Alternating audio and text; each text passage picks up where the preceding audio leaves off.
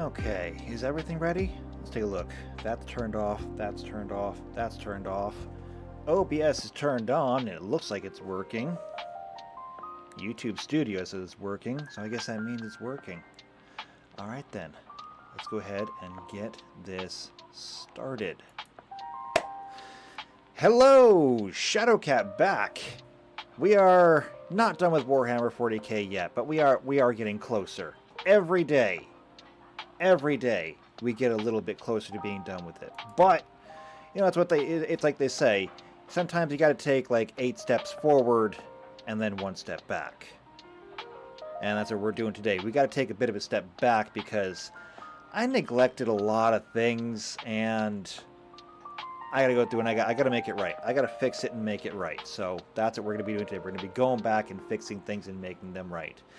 And if I'm not careful, ranting and raving along the way, because I was literally just watching a video from Clownfish TV about the new leaks that are coming from the new Dungeons and Dragons. Apparently they're calling it 5.5e now, or it's 1D&D or whatever it is, and like I got things to say about that, and I'm not sure if I should be saying them here on this stream or if I should be waiting to do a proper lecture on it, because I feel like I need to sit down and just talk about what tabletop gaming is,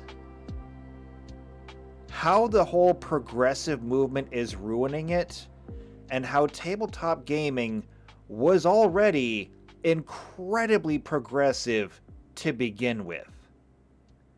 Like, I could probably talk for hours on that subject, and if I do that here, it will never actually, we'll never get anything done. So, yeah, I'm thinking maybe next Saturday I will have a lecture on just tabletop gaming in general.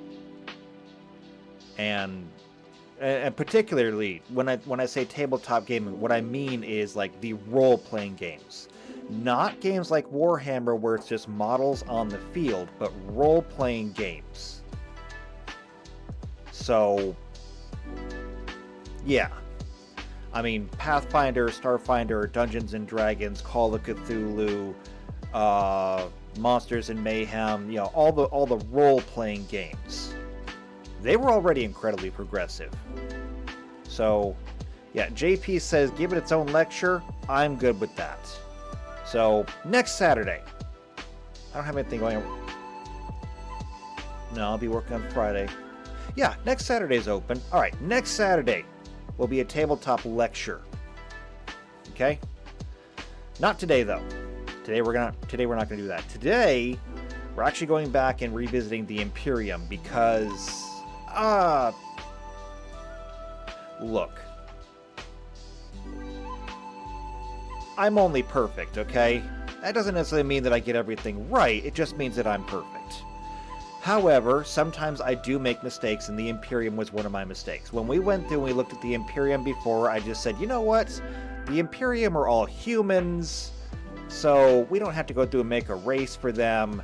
The Imperium just give all their soldier las guns, so we don't really have to worry about that either, because those are just laser guns, and we already have laser guns. So what do we got to do with them? Well, that was honestly selling the Imperium a little bit short.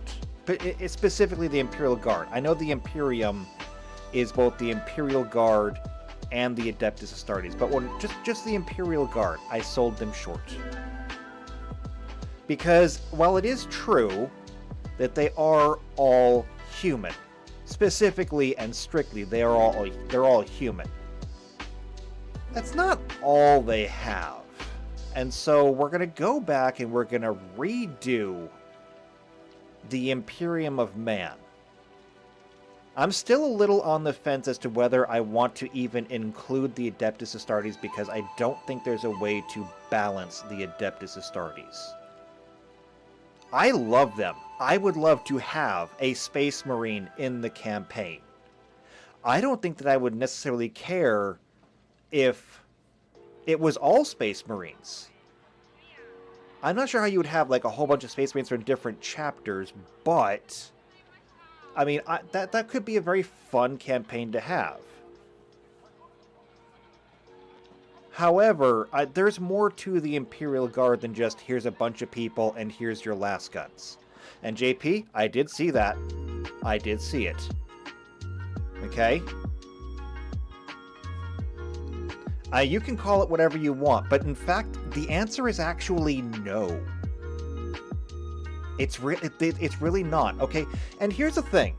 Why don't we try to analogize the Imperium to the real world, okay? Let's make the Imperium the United States, okay? If the Imperium is the United States, then the Space Marines are the Special Forces.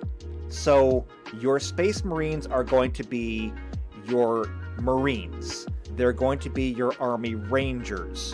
They're going to be... I don't even know if the Air Force has a Special Forces, but I mean, they're going to be like, I guess, your top fighter pilots. I guess that's the closest you get with the Air Force. But they're your Special Forces, okay? When people say, oh, you just think you're better than everybody else, it's like, no. They are better than everyone else. They are smarter than everyone else. They're stronger than everyone else. They're tougher than everyone else. And they get the training that not everyone else gets because they don't need that training, okay? The Special Forces need that training because they're the ones who go in and get things done. They're the ones that you call when you need the job done a particular way. And they're not the ones who stay there afterwards. Once they're done here, you ship them off somewhere else where they can go do it again.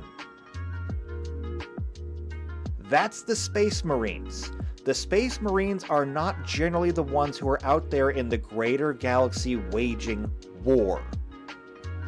That's what the Imperial Guard does. If you have a war on a planet where you're fighting, say, the Tau Empire, you don't send the Space Marines in there. You send the Imperial Guard. The Imperial Guard are the Army. They're the Navy. They're your General Air Corps. Okay? That's who the Imperial Guard are. They are the ones on the ground who get things done. They do the work.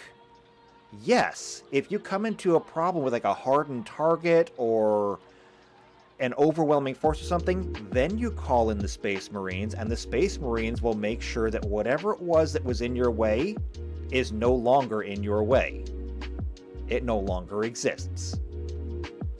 But for the rest of the work, like 99% of the rest of the war, it's all Imperial Guard. Just like you send in, the Marines to spearhead an operation. Let's say that, there's a port that needs to be taken over so you can start bringing in ships and supplies. And the port is filled with terrorists. So you send in the Marines. The Marines kill every single last living thing in that port. They sever all communications with that port. They isolate it.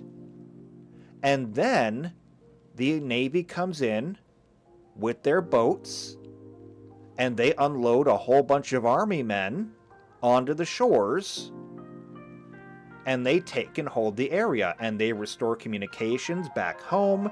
They set up, barracks, they set up medical tents, they set up logistics, they set up storerooms, they begin stacking boxes and crates and everything. They're the ones who do the work. And that's the Imperial Guard. The fact that they are bullet sponges is just kind of a joke because in the setting, the Empire, the Imperium, has no problem sending 100,000 Imperial Guard to the front lines with the expectation that 9 out of 10 of them will never come back. Why? Because we literally have reserves. It's a trope.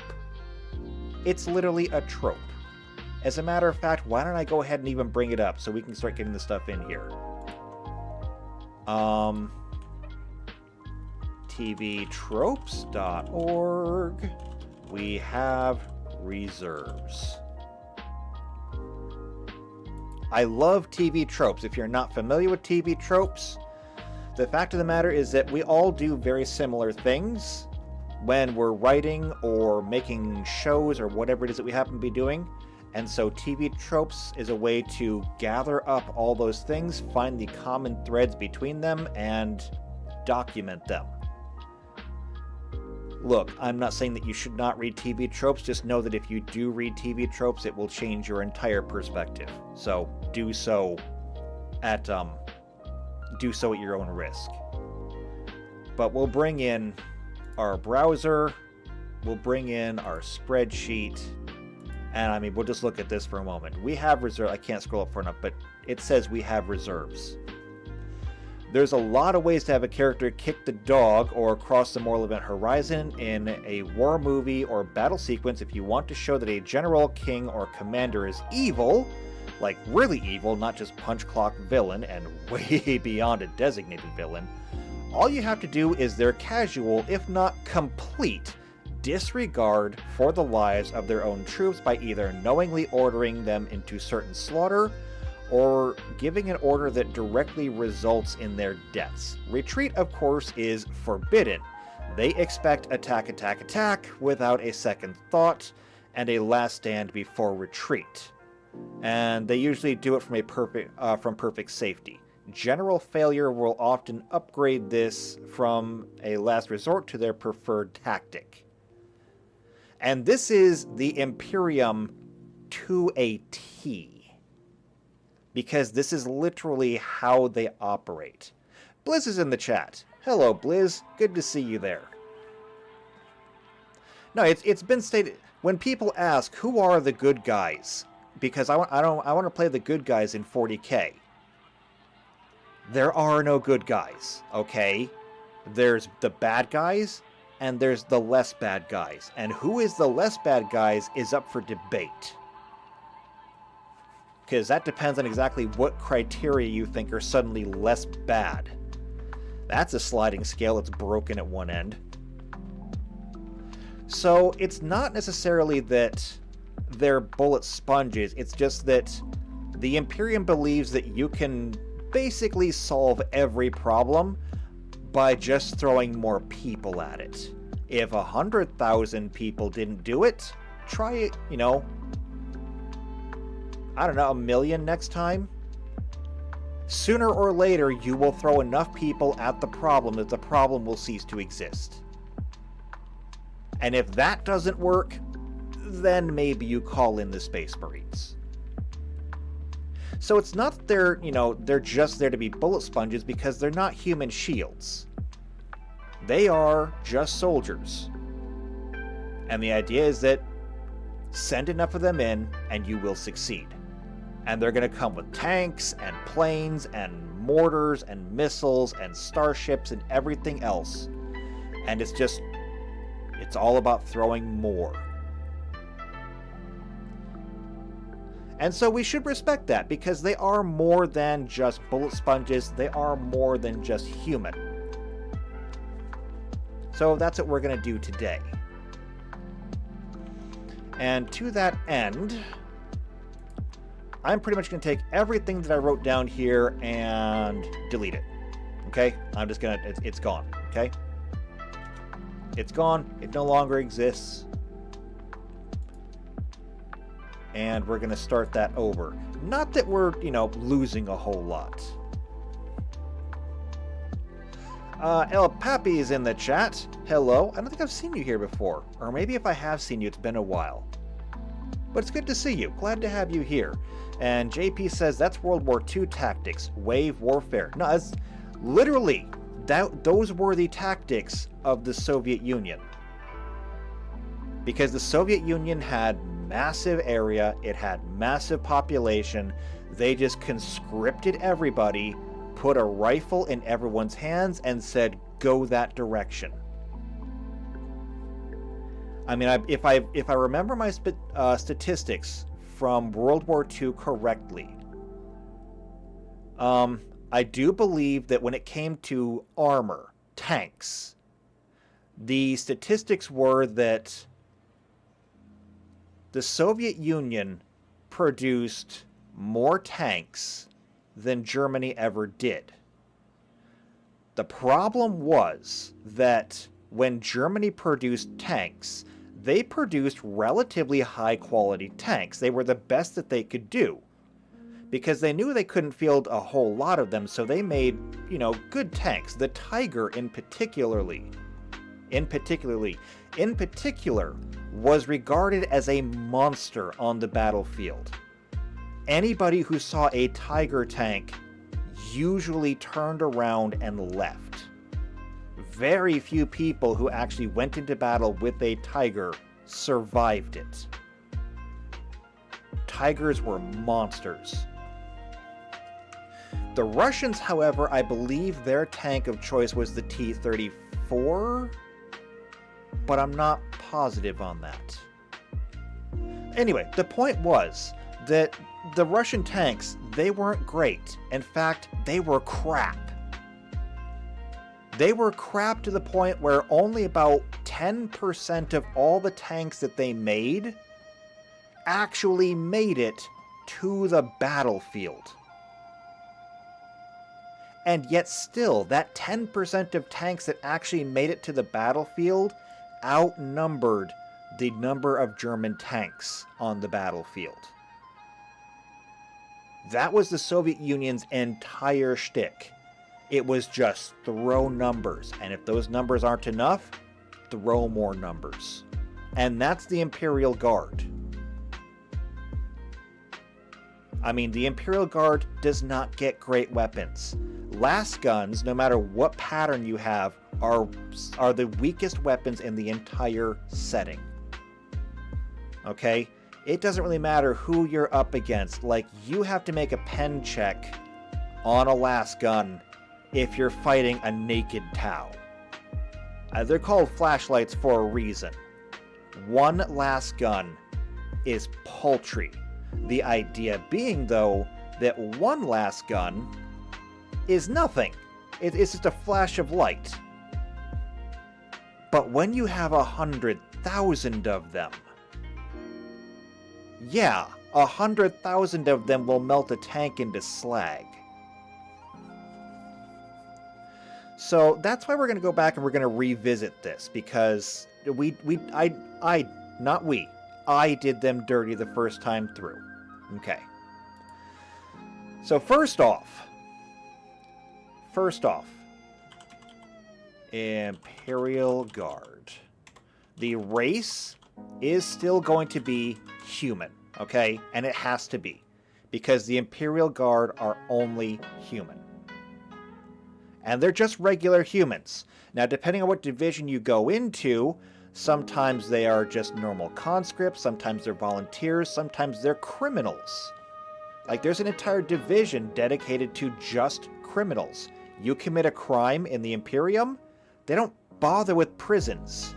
They send you to the Imperial Guard.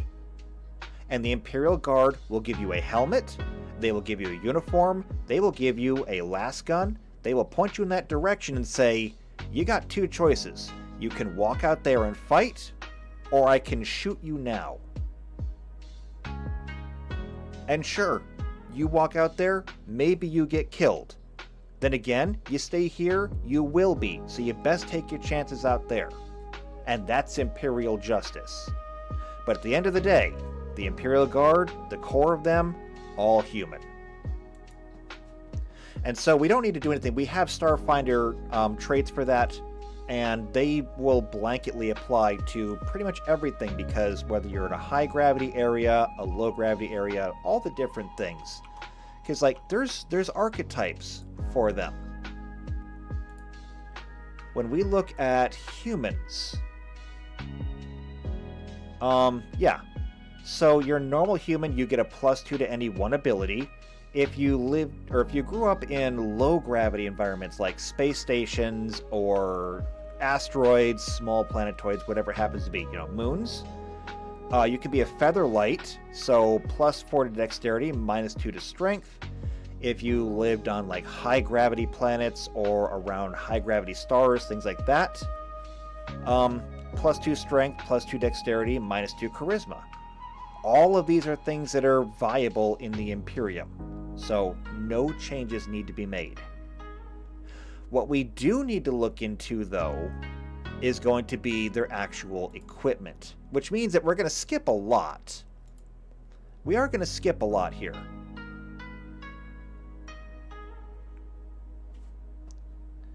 And JP says, a normal human. What is that? A normal human is whatever has 2 arms, 2 legs, pink skin, and can hold a las rifle. That's what a normal human is. And if it can't hold a las rifle, well, then it's probably a heretic. Alright, so we want to go to the Imperium of Man. We're going to go to the Astra Militarum, not the Inquisition, because you're probably not going to be an Inquisitor. Alright, and there is a lot on this page. I browsed through this a little bit, but like, since the Imperium are like the main characters of 40k, there's a lot of history and stuff. What we are looking for is going to be equipment.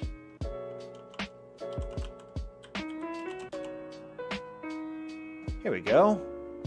Equipment. Is that a link? That is not a link. No, no, no.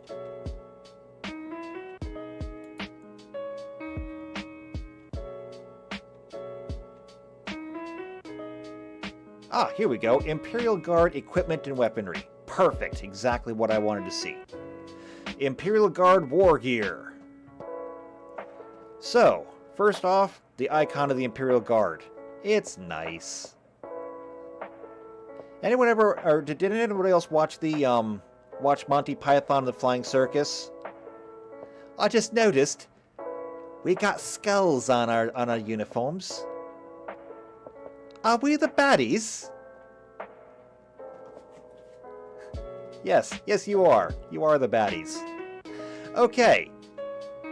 So, war gear. Las weapons, kinetic weapons, plasma weapons, melta weapons, flamer weapons, bolt weapons, missile weapons, sniper weapons, grenades and explosives, and then we get into melee. After that, there's equipment, so they have armor and specialized equipment. Let's take a general look through here and see exactly what it is that we need, because we definitely do not need to do everything in here, because a lot of it is going to be covered under what we have in Starjammer already. Like, if we go into weapons, and I just type in laser. So, right here we have laser pistols. Okay, and that's fine. Here we have laser rifles, and those are fine. These are artillery lasers, so these are heavy weapons. And that's about it. So let's see what we need to add that's not already covered. We have pistols, rifles, and cannons. Let's look. So, las guns. The standard issue las gun weapon for the Imperial Guard across the board, and that which all subsequent laser weaponry is based off of. While relatively weak compared to other basic infantry weapons such as the bolter and the pulse rifle, the las gun is still powerful when deployed en masse. And by the way, I mean, just something to point out.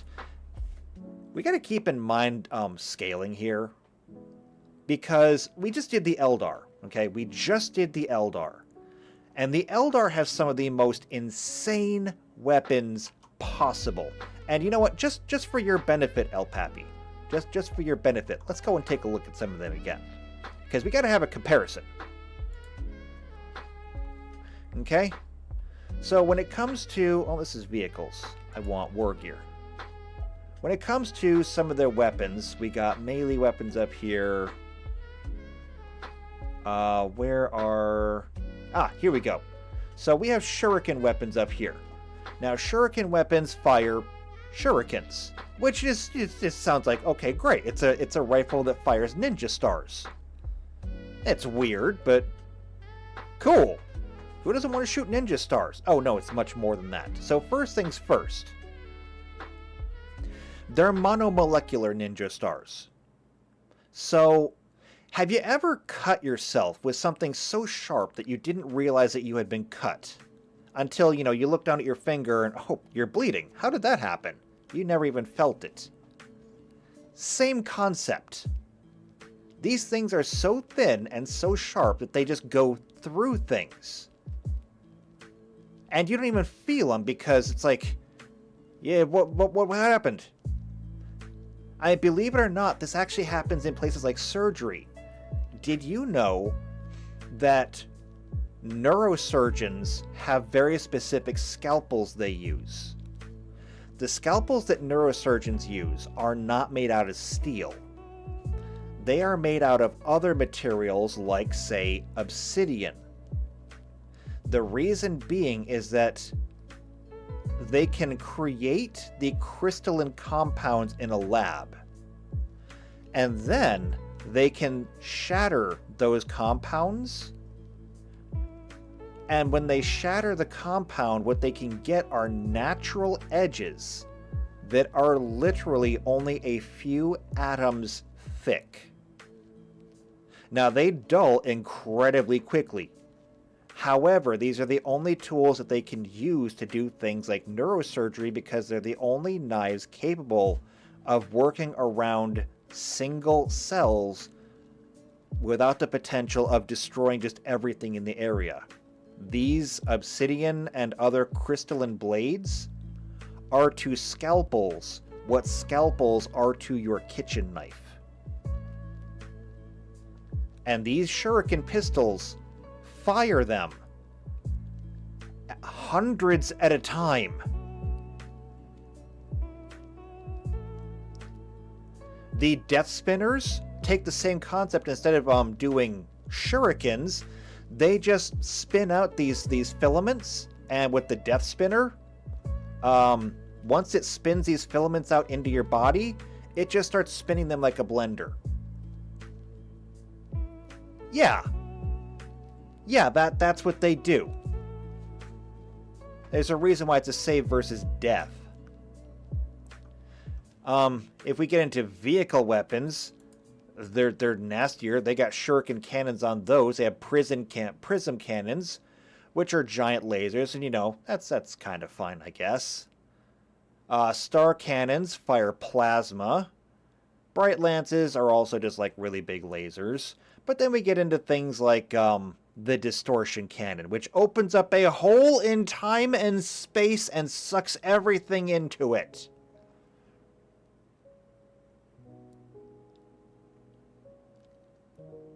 Yeah, that's a thing the Eldar do.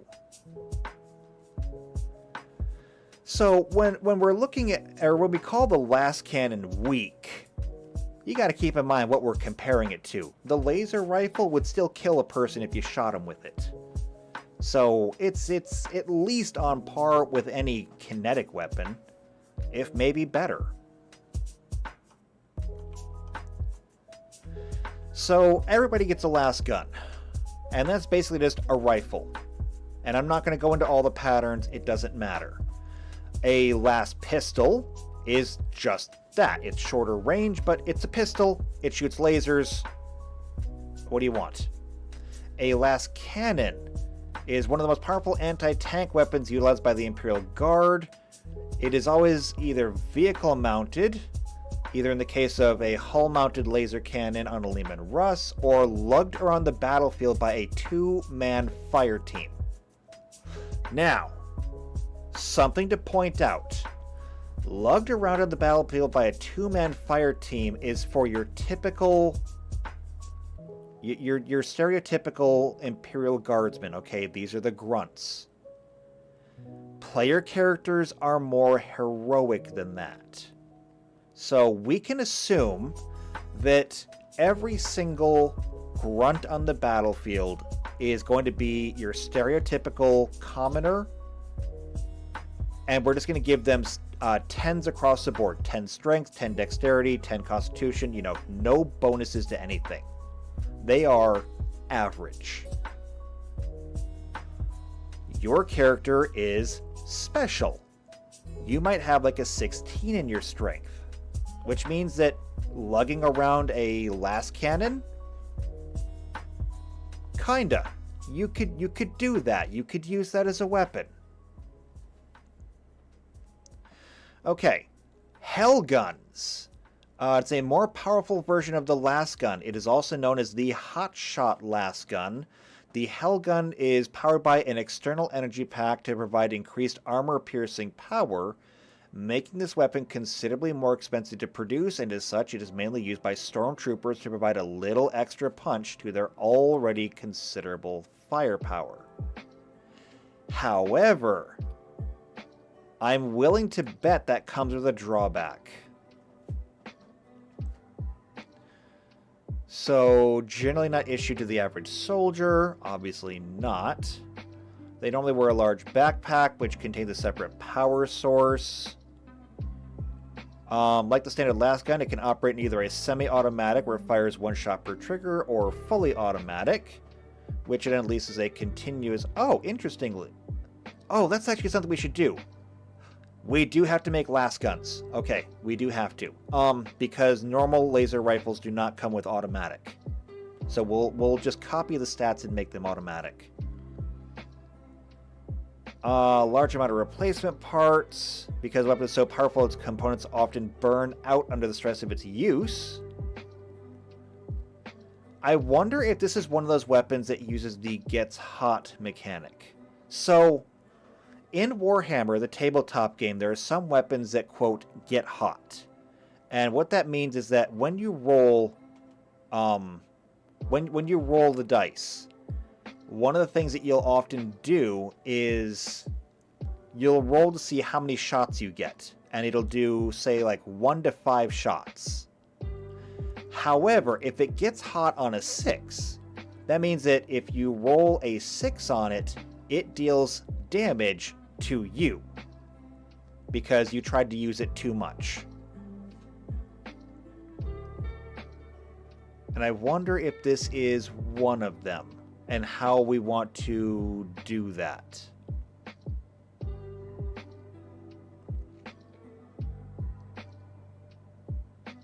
Actually, you know what? I can pretty much adapt. I can pretty much adapt those rules, I think. Yeah, I could do that. Okay, so we need to have las guns and hell guns. So let's just go ahead and write this down. So we need to have las guns because they are automatic. We'll also need to have hell guns. And these will be automatic and get hot. Okay. So we'll do that. Next, kinetic rifle or kinetic weapons. So auto guns. A basic slug thrower rifle. Standard issue rifle of the Guard until the 32nd millennium. It is still favored by some regiments and heavily used by planetary defense forces and backwater regiments with less access to las technology. We do not need to do any of these, and the reason we don't need to do any of these is because we already have them. Auto guns, we actually have here.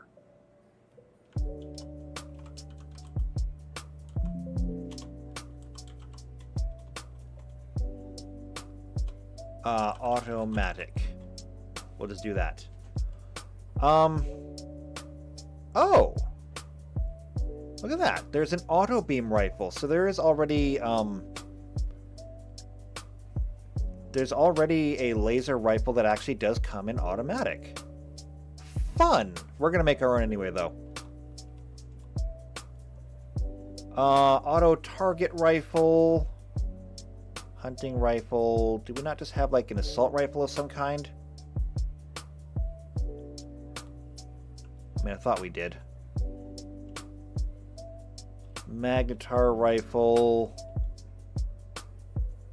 Auto beam artillery. Yeah, here we go. Machine gun. This is a squad machine gun, but that's exactly it. So, like, this would be I forget what the gun is called, but when you see one of those machine guns, it's like mounted on a tripod and surrounded by sandbags. That's this thing. So yeah, we got it. We've got all of these already in there. We do not need to do any of the kinetic weapons. We're fine. Just use one of the other ones in there. Let's see, shotgun, heavy stubber. Archaic piece of equipment. The heavy stubber was once long ago known as a machine gun. Okay, well there you go. Heavy stubber is just a machine gun. We've got machine guns. Punisher Gatling cannon. I believe this is the higher level machine gun. So we've got a light machine gun, an X-Gen gun, I'm not sure what that is. Medium machine gun, heavy machine gun.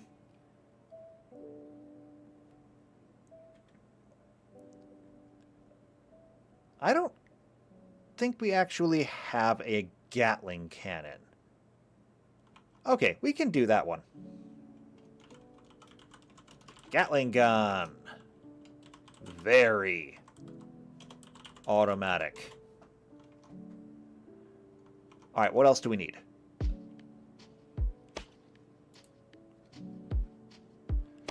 Exterminator autocannon, higher rate of fire than the standard autocannon, comes twin-linked, fairly rare sight and only seen on Lehman Russ exterminators. Okay, plasma weapons.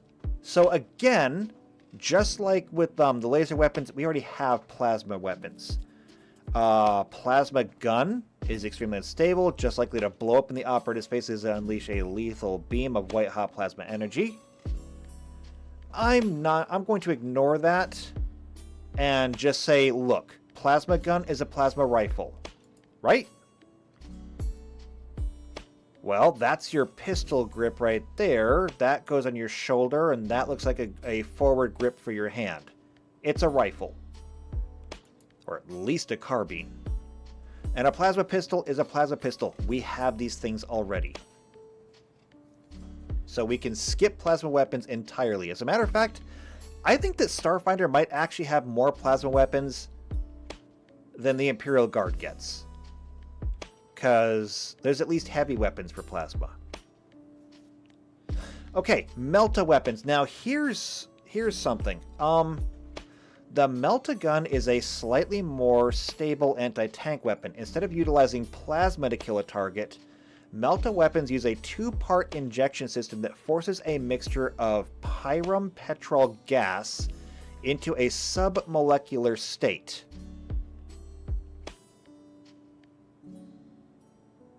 That's a lot of fancy words that I think don't actually mean anything. It creates an extremely volatile mixture that will literally vaporize pretty much anything, reducing them to nothing but molten slag. It is considered a mark of courage to bear such a weapon in the Imperial Guard, as Melta gun-toting soldiers are often expected to attack heavily armored targets, destroying them in a matter of seconds. Or, you know, being destroyed. Okay, so Melta weapons. We want a Melta gun.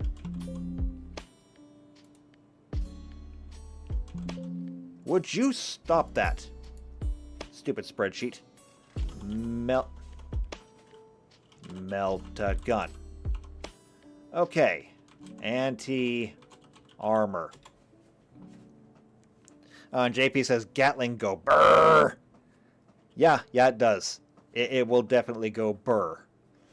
I mean, I'm basically looking at the Gatling gun as being only fireable in automatic mode. Like, it'll have to be a full round action to fire it, but it's going to fire just an ungodly number of bullets.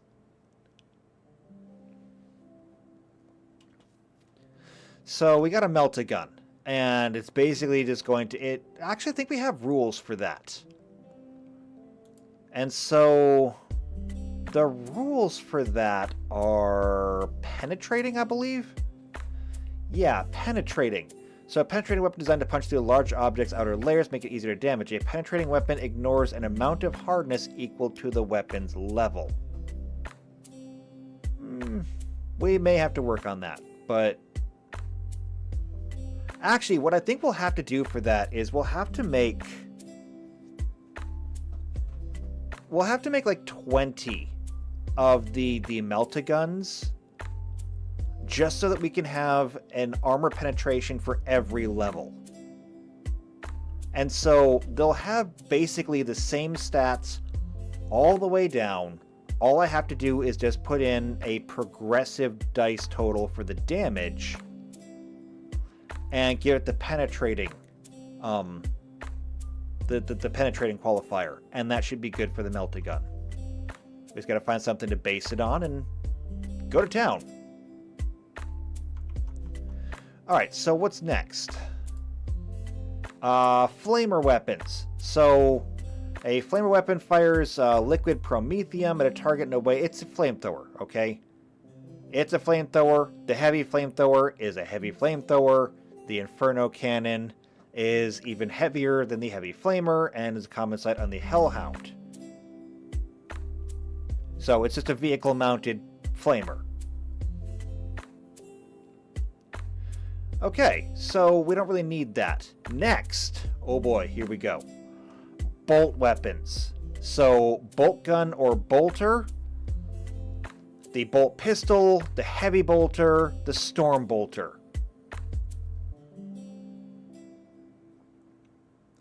So I'm of two thoughts on this. Okay, I'm of two thoughts on this. We need to make bolters. But what is a bolter? It says right here, it fires a mass reactive explosive bolt with a depleted deuterium core that detonates on contact with the target as a standard issue ammunition. Okay, but here we go. Mass reactive, which means that whatever it does it on contact. Explosive. That means it's basically just a grenade. So it is a grenade that explodes on contact. We already basically have that. So when we come back and we look at weapons,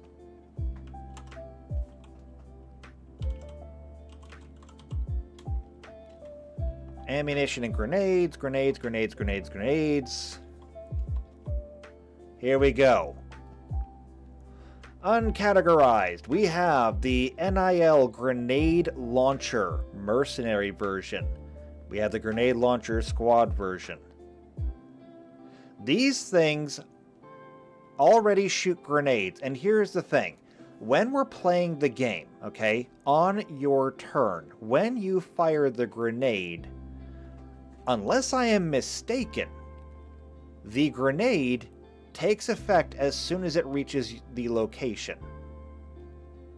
So if we look at explode rules, what do you mean service temporarily unavailable? Did you really decide that you're going to go ahead and do maintenance now? It's alright, I still got the Archive of Nethys, we can use that. Archive of Nethys. Let's go equipment, we'll go weapons, we'll go with grenades, and explode. So explosives have the explode special property. Let's see the amount of damage it deals, the damage type, special with duration if necessary, and radius of the explosion. When you attack with this type of weapon ammunition, aim at a grid intersection. Each creature within the blast radius takes the listed damage, but can attempt a reflex saving throw for half damage. So yeah, I mean, it takes place the moment, or the same moment of your turn, which actually makes sense. I don't know what the timer on a grenade usually is, but every turn in the game is 6 seconds. I don't think most grenades cook for 6 seconds before they go off. I mean, I could be wrong, but I've never played with grenades. Don't really want to either. Like, there's a lot of weapons that I would like to play with. Grenades aren't one of them. Just seems like a bad idea. Okay, so what we're essentially looking at is just a grenade launcher with a much, much longer range. And quite frankly, I don't know why. So the grenade launcher in here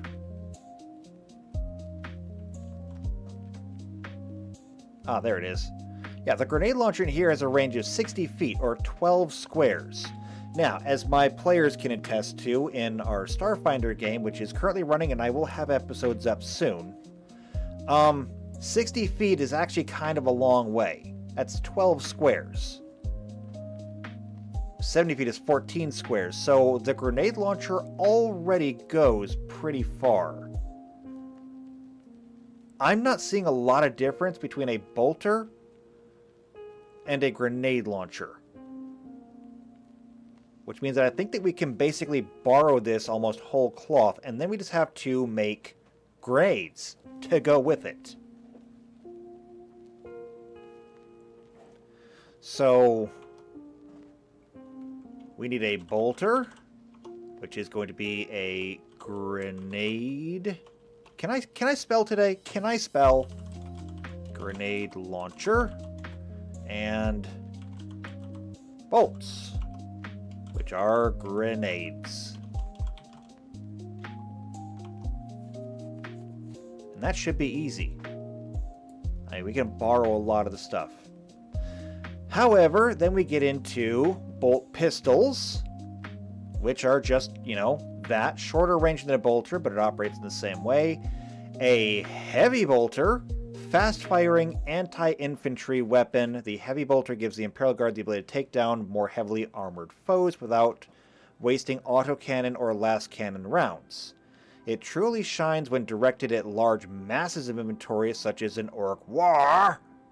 It is also commonly mounted on vehicles to provide the same anti-infantry protection. So, it says a fast-firing anti-infantry weapon. Do you know what that tells me? It's a grenade launcher with the automatic quality. It's an automatic grenade launcher. I think we actually have those now in real life, and they're terrifying. And then Stormbolter, a much more uncommon sight than the Heavy Bolter. It is normally only seen in pintle-mounted variant, mounted on top of a tank. It is possible for officers and some veterans to get their hands on one, but it's a rare occurrence. The weapon's bulk and ferocious recoil makes it almost impossible to wield effectively without the assistance of power armor. But what is it? The Stormbolter is a double-barreled version of the standard 75 caliber bolter. Which means, essentially, because it is double-barreled, you get to make 2 attacks per turn. It also uses 2 ammo per turn, so I mean, there you go. So we'll make one of each of those. Missile weapons. Missile launchers. Simple devices, usually used in teams of 2. We've got that. We were literally just looking at that. It's over here. Grenades. No, I want to go back. Yeah, down here. The IMDS missile launcher. If you want a missile launcher, wait till you're level 10, okay? As it is, I don't think that I can make the bolters level 1. I don't think I can. I'm going to have to shift the numbers to make the bolters a little bit more powerful.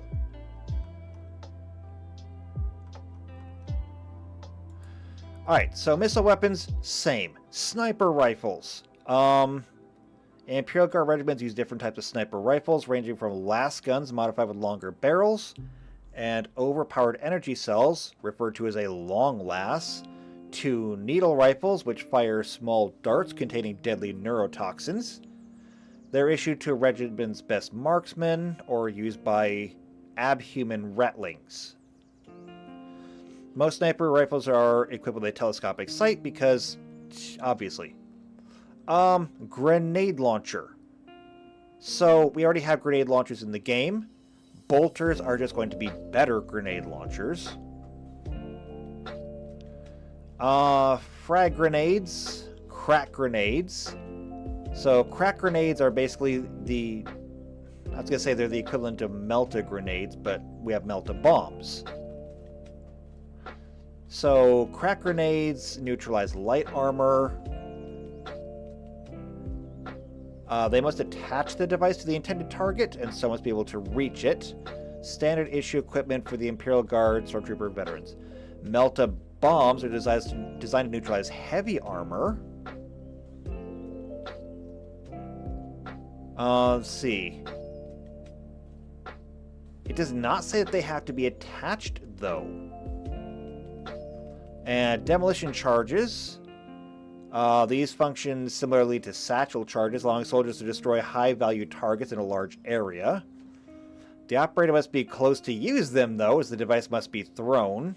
There is a considerable risk involved with using demo charges. No kidding. And snare mines, sometimes referred to as claymore mines. I don't know that we have stats for that, but at the same time, I mean, it's basically just a modified version of a grenade. So, essentially you could take any grenade and turn it into a mine, you just gotta add a few more parts.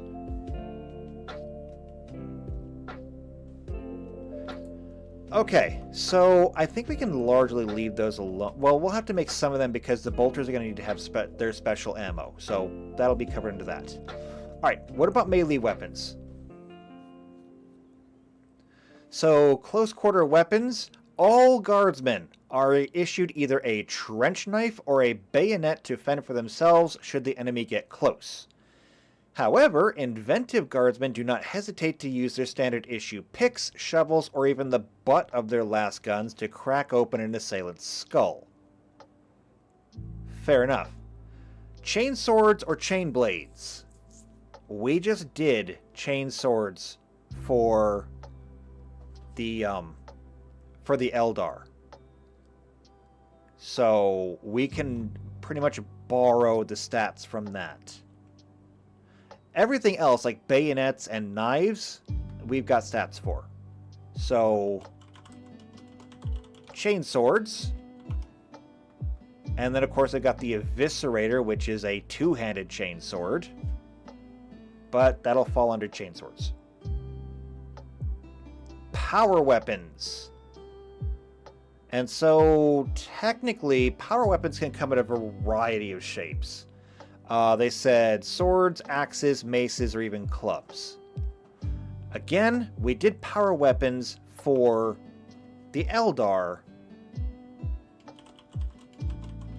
So we can just borrow from there, and that should be pretty quick.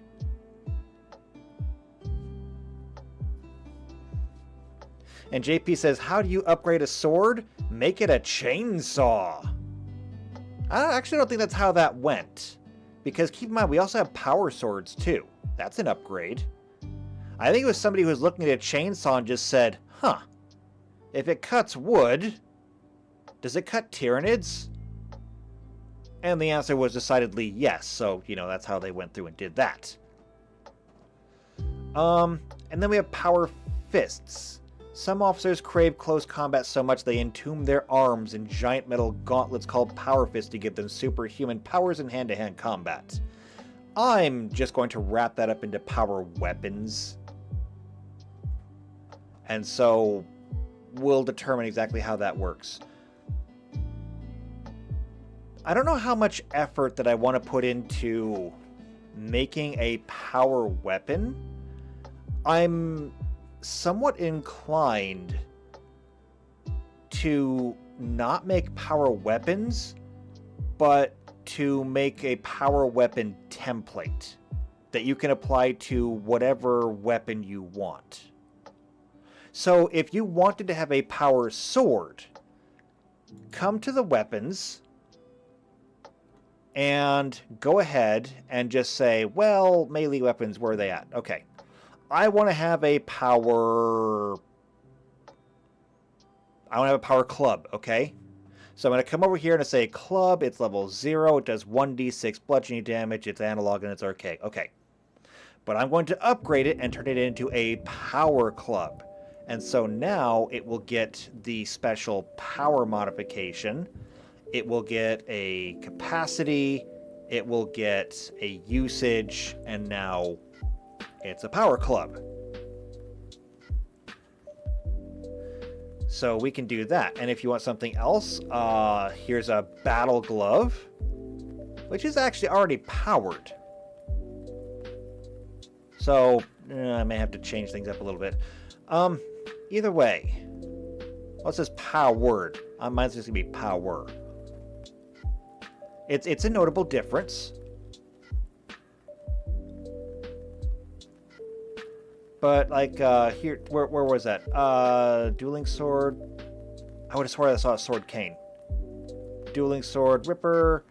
Ah, yeah, here we go. A sword cane. So if you wanted to turn that into a power weapon, you could do that. So whatever weapon that you wanted to use, it'll be a template. Just add this on. It will come with an appropriate cost to add it on there.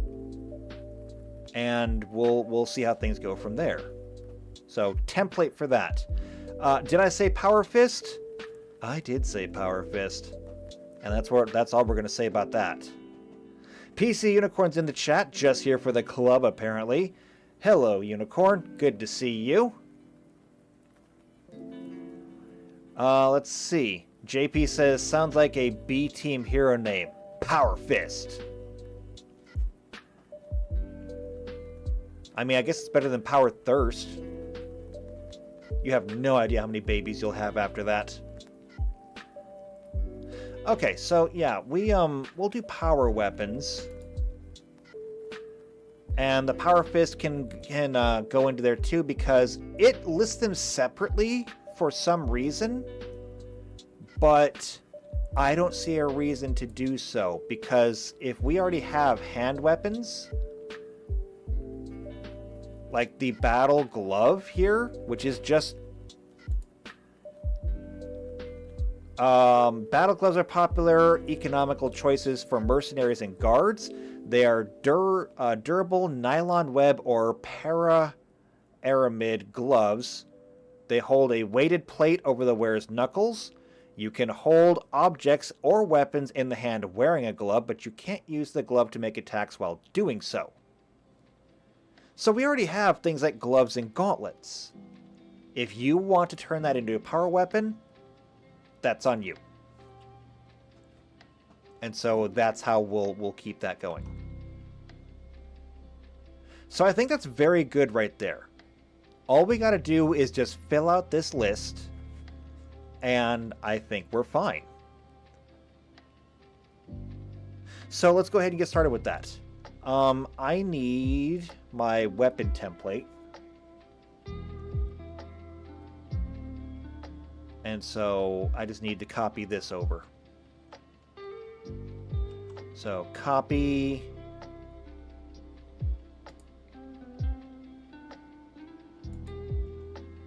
And I guess we'll just start this down here, and then I can move everything up. And I'm just going to say, this is going to be a lass rifle.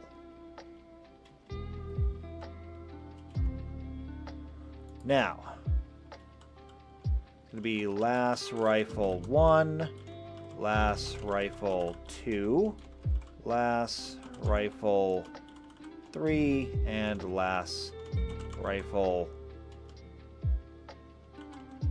4. And that's because these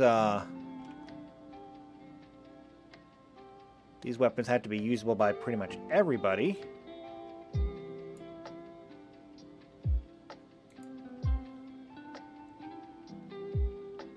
Those all start at 5, though. I need the basic weapon. So, pretty much the shuriken, I think. Or maybe not. Okay, what about Tau War Gear? Tau Arsenal. That's their suits.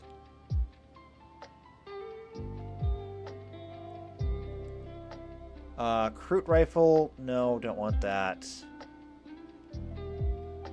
Well, I guess I'm just using laser rifles for them.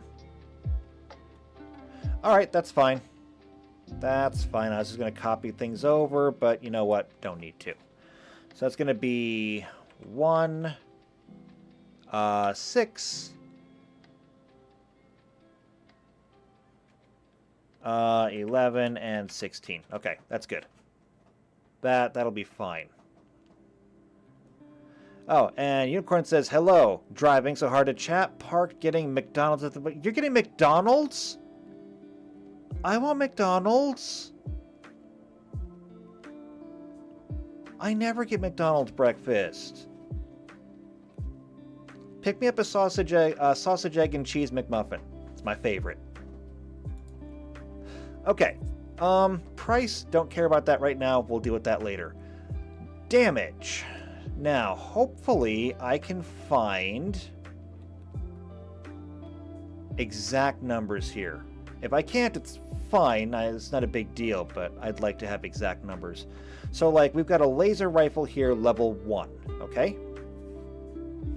Laser rifle level 1. It does 1d8 fire, shoots 120 feet.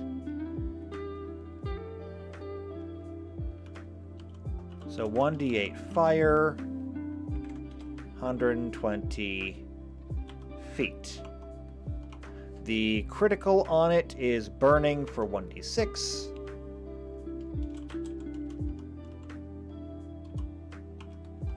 The capacity is 20 charges, and it uses 1.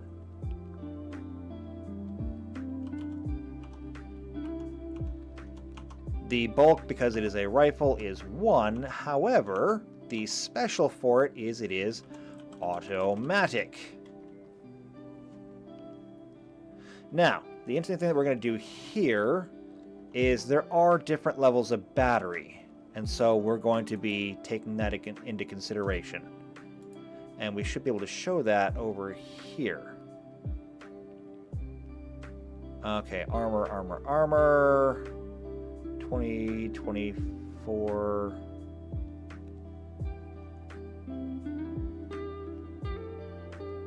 Ah, there it is. That's what I wanted. It's 20, 40, 80, and 100. That's what I wanted to see. So 20, 40, 80, and 100. Oh, you got a breakfast burrito? I don't like their breakfast burritos that much. I mean, they're fine. But, like, if I was going to get a burrito from somewhere, I would go to a place like Qdoba's. And if you've never been to a Qdoba's and gotten a burrito there, oh, you are missing out. I don't know if you can find one. But if you can find a place called Qdoba's, it's like a Chipotle, except it's good. If you go to Qdoba's, get you a burrito. I swear, you get one burrito from there and you have food all day. You can eat half of it now, half of it later. You can eat all of it right now and just skip meals the rest of the day.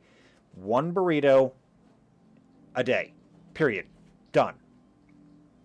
It's a bit on the pricey side, but it's well worth it.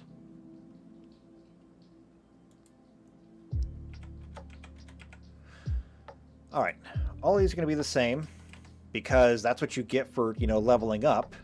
It doesn't make any sense if I took it from capacity 20 and usage 1 to capacity 40 and usage 2 because it's essentially the same thing. I keep the usage at 1, which means that you get more bang for your buck.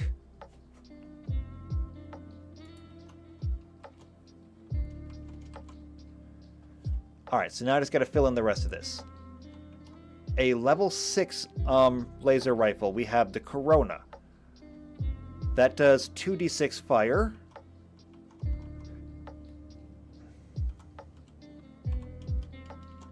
At 120 feet.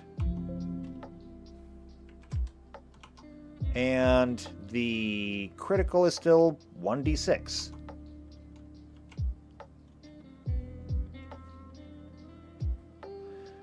JP says, I like going to hole-in-the-wall Mexican places because you can walk out of there with a burrito the size of an infant. Oh, yes, absolutely. That is the way to go.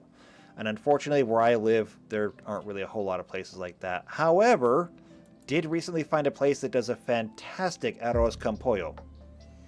And so, not as good as Texas, but still pretty good. And they like it when I go there because I can actually say arroz con pollo. Whereas everyone just goes, arroz con polo? What's an arroz con polo? And then you can literally just hear the cringe through the entire place.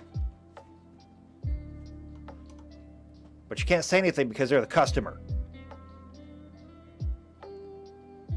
Okay. I need a level 6... No, I need a level 11 rifle. And they don't really have one. There's the level 9.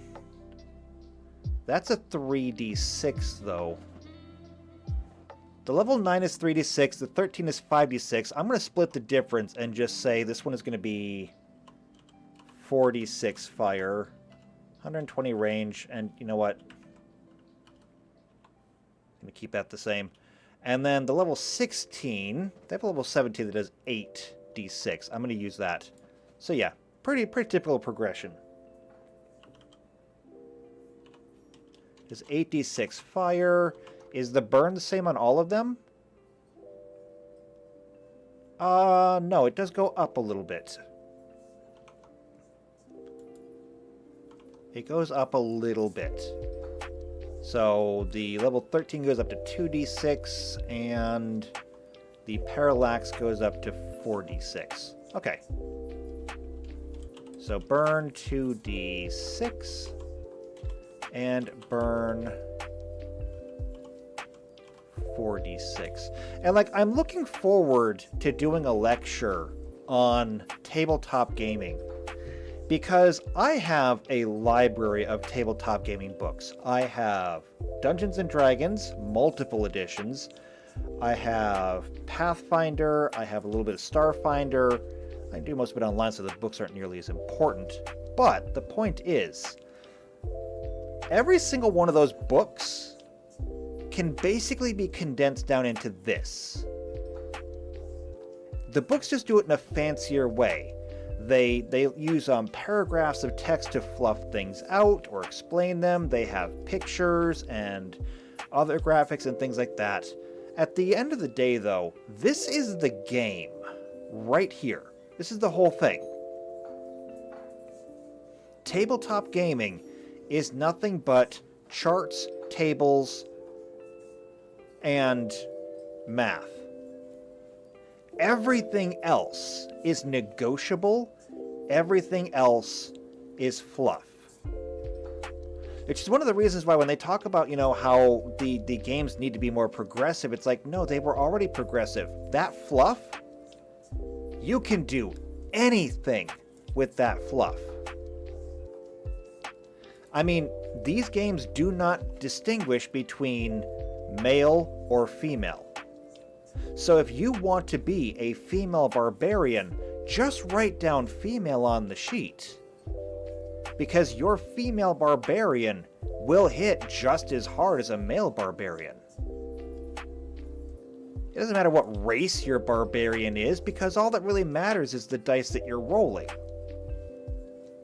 And so you can make whatever character you want, pick the numbers to go with it, and then play your character. If you want your character to be straight, make your character straight. If you want your character to be gay, make your character be gay. It doesn't matter, because the game itself doesn't care. All the game cares is, are you rolling 2d6? Or are you rolling 4d6? Roll the right number of die. And everything else is for you and everyone else sitting at the table.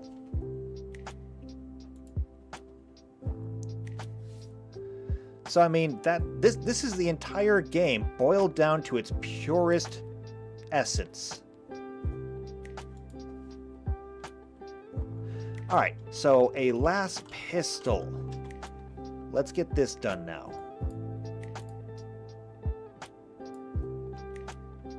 And this may be the only automatic pistol.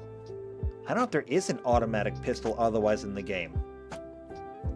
So, last pistol 1, last pistol 2, last pistol 3, and a last pistol 4.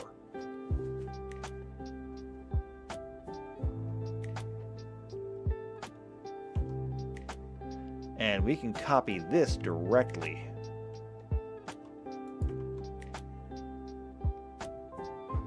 We can also copy all of this.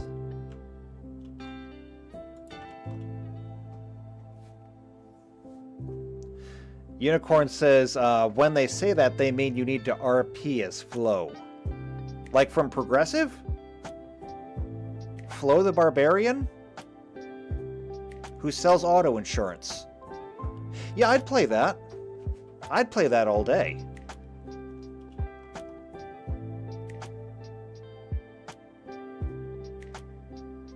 Okay, I need a laser pistol. Cryo, flame, laser. Here we go. Okay, here's our lasers. Let's scroll that up. Yeah, I would totally, I would totally play as an auto insurance selling barbarian. The only problem is, if you have barbarians, you don't generally have a lot of cars, so I guess it'd be carriage insurance? Horse insurance? It'd be horse insurance, wouldn't it? Just have this woman in a nice, clean outfit, wielding a battle axe over her shoulder, wandering from town to town, just wandering up to random people saying, "Excuse me, I'd like to talk to you about your horse insurance. Is that Mustang insured? I can get you a great rate." There's at least 2 people in the chat now that want to start a fantasy game just so they can play wandering horse insurance salesman.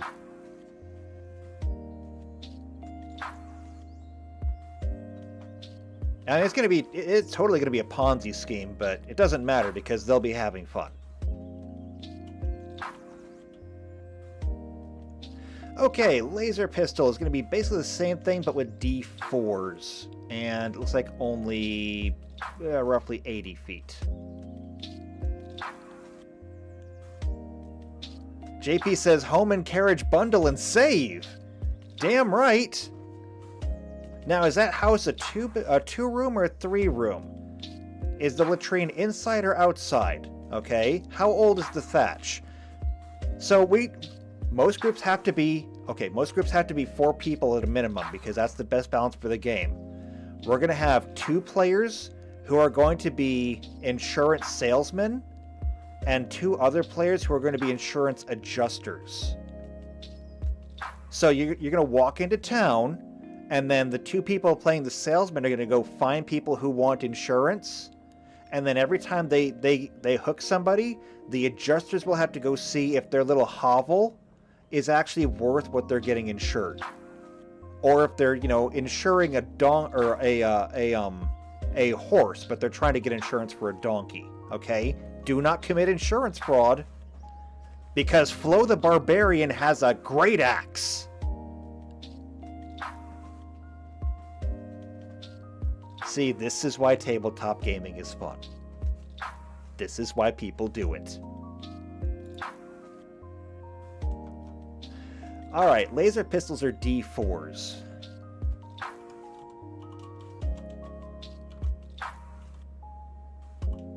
So I'm going to go ahead and fill these in just like this.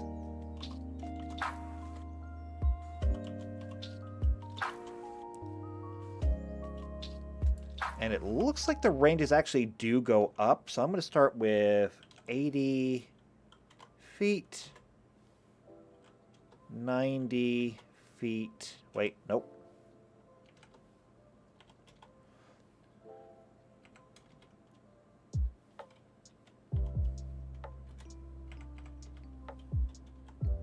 And I'm just going to give it, 10 extra feet every time you pick up a new one. I'm going to do the same thing up here, actually.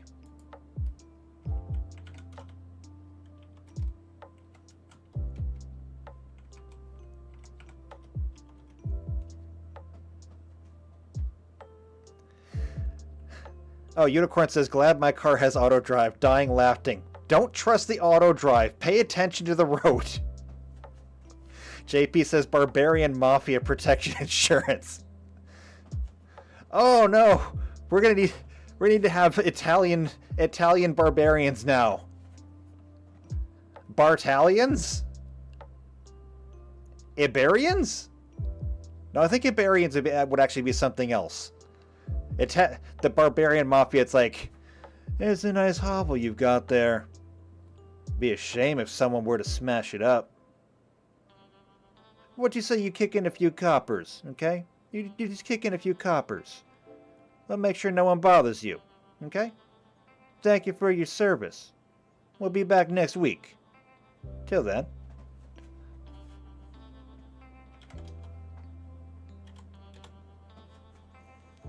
I don't think I've ever put the Mafia in any of my games. Now I gotta do that. I can't wait to make my players an offer they can't refuse.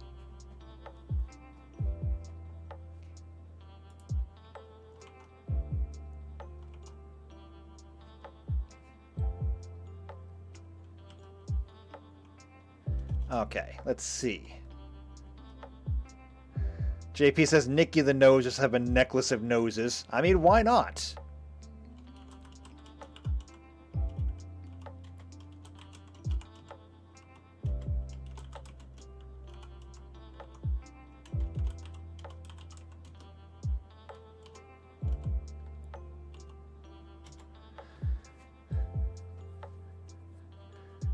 Blizz says, you nicked my axe. Time to die.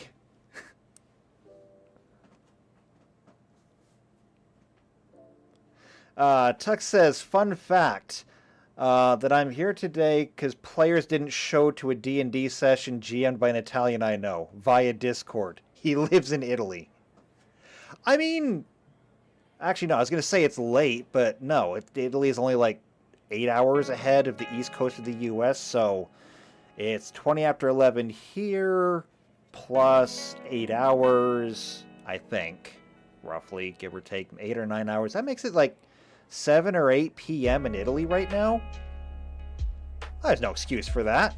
The night is still young. Okay. Well, there we go. We got last pistols.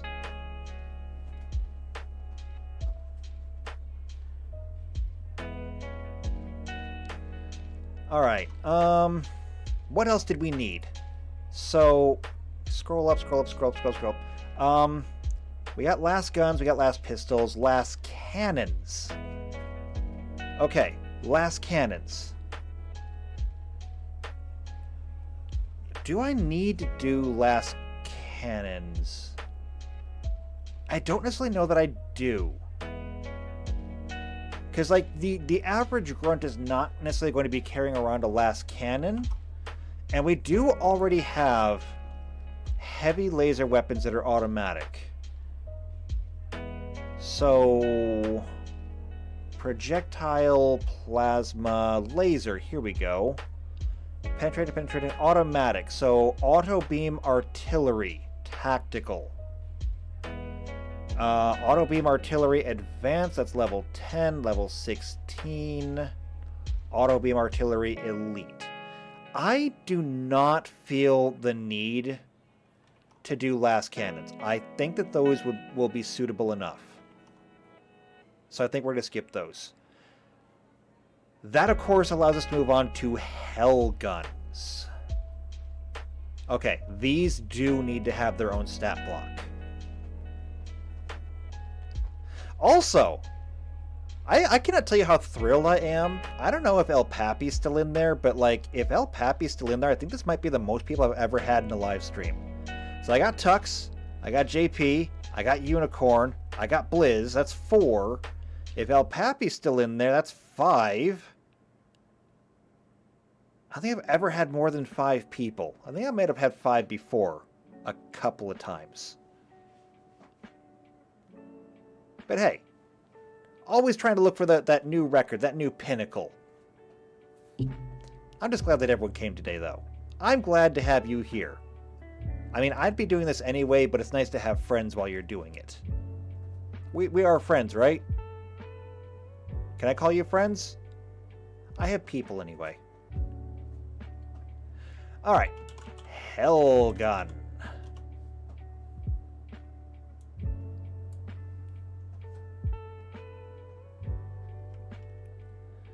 So copy and paste. So Hellgun 1, Hellgun 2, Hellgun 3, and Hellgun 4. I know, I used to put creative names in there, but honestly, I just can't keep being creative. Alright, couple of things about the Hellguns. So these are basically just last guns. And so I am going to copy everything up here and paste it down here. And this is just a start. We're going to modify a few things. So, levels. It says that the Hellguns are not given to everybody.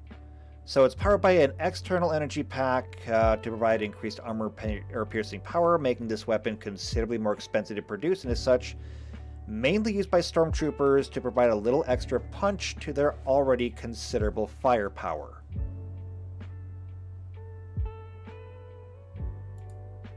And if we look into it more, which, I mean, we already looked at this page, but it's a pattern of Imperial lasgun that possesses more advanced, powerful laser generation system to provide more potent laser fire on target. It is superior in both range and power output compared to the standard issue lasgun. However, the higher output requires superior quality power cells or the use of a separate backpack power supply.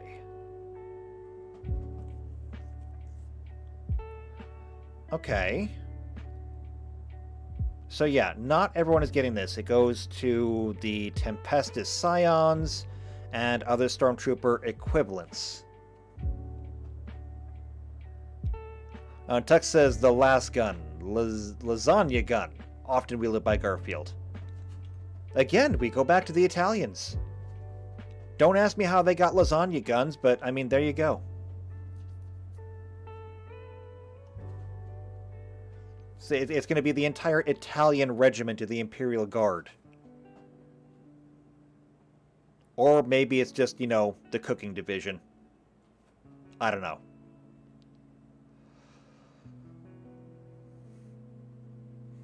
Suicide by lasagna gun. Yeah, that's the way to go. That if you gotta go one way, lasagna's a good way to go. You just stick the barrel in your mouth and sauce.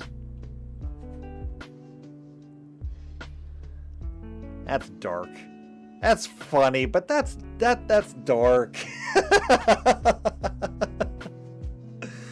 Okay. I don't see a whole lot in here that really makes it that different. So all we really got to do is first off adjust the level because not everyone's getting these. I'm thinking a 3-level adjustment on these. So let's make them 3, 8, 13, and 18. Okay? We're gonna leave the damage alone the way it is. It does say increased range though. So we're gonna do that. I'm gonna start at 150. Yeah, I'm gonna start at 150. 160, 170, 180. Actually, no, I'm gonna do something different. Check this out. I'm gonna say 130 actually. 180, and then I'm going to say 230 and 280. Okay, that's pretty significant range there. It's a lot of range. The damage will remain the same, the critical will remain the same. However, we need a special rule here. Actually, I don't think I need to move that. So this is going to be automatic and gets hot.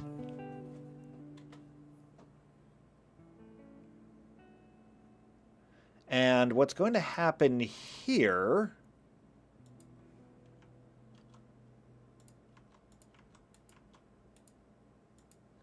And I may regret this. I may actually regret this. But...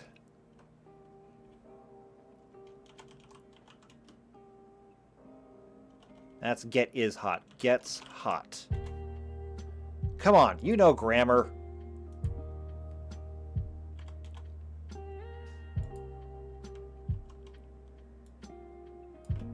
There. All right. So, in Warhammer, when you use a weapon that gets hot, it usually gets hot on a 6. Because Warhammer almost exclusively uses D6s. What I think is going to happen is this weapon critically fails on 1 and 20.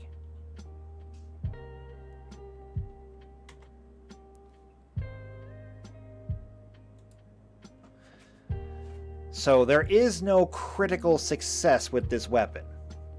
Instead, both ends of the dice are now dangerous.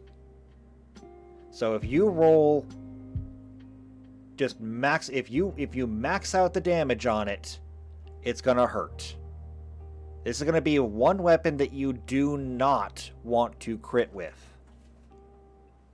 That being said, of course, it is fully automatic, and it's got great range. So, I mean, you can sit back and just spray.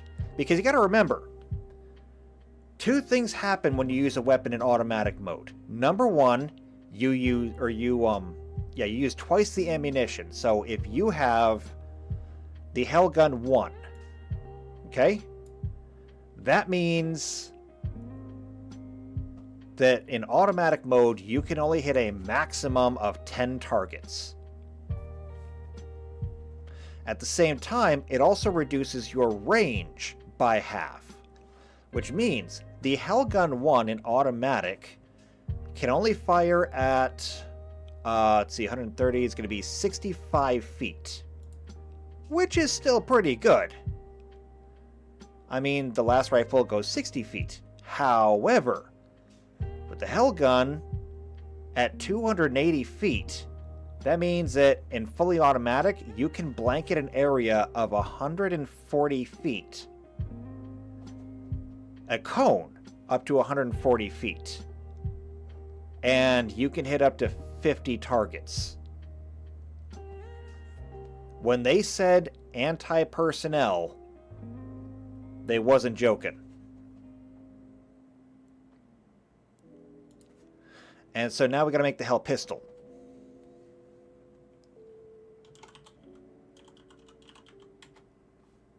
And this is going to be pretty much the same as what we have above. Undo that.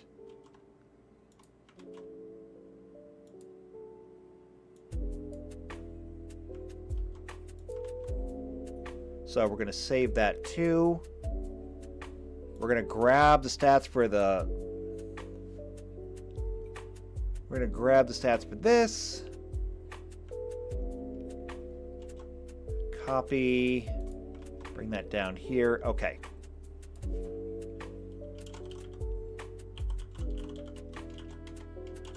Hell Pistol. 2. Hell Pistol 3. And Hell Pistol 4.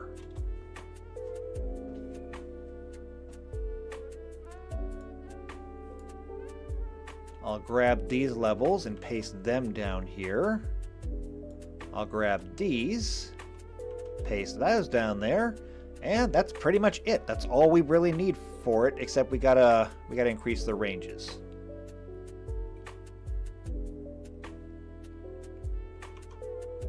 Actually, I'm gonna check these weapons again real quick. Did it really say 80 feet? Swords, two-handed weapons, small arms. Here we go. Flame pistol. Yeah, it says laser pistol goes about 80 feet.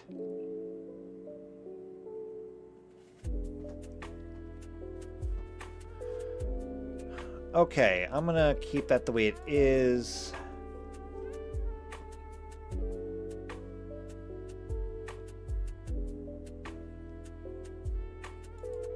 Except I'm gonna go 90 here.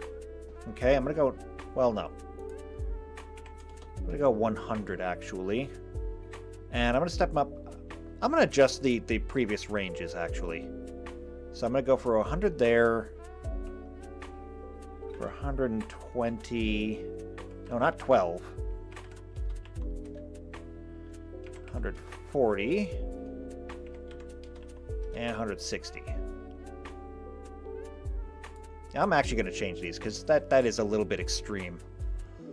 But I will say that it's going to go up to 130 to start, and then 150, 170, 190. Alright, still a lot, but much more reasonable. Much more reasonable. And again, both of them are the same. You roll a 1 or a 20. Oh, I forgot to add this.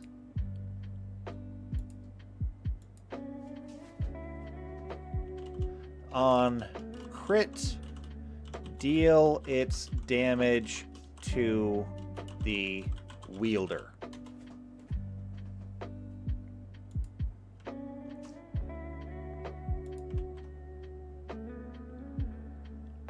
So it will literally just turn around and bite you.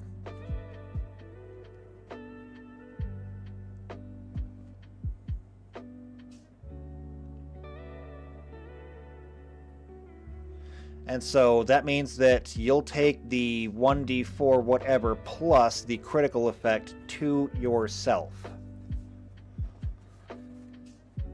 And the question is, do you really want it? And actually, I am going to up the damage a little because I do greater damage. So I'm going to up these to d10s. Or no, wait. These d6s or d8s? Laser pistol does d4s. Laser rifle is it starts with a 1d8.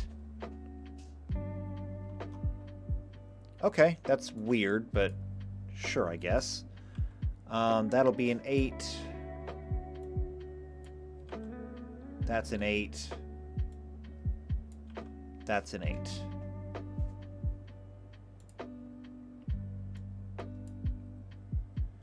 That's going to be...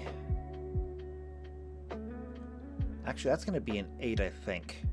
Does the pistol itself do 1d4 at level 1?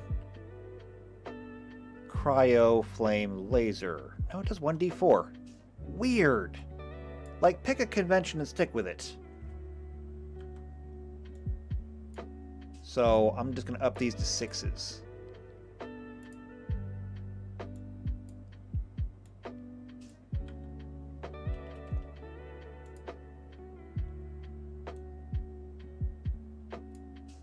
So, like, if you wanted your incentive to use one of these hell guns, there it is. Like, the hell pistol does the same damage as a las rifle.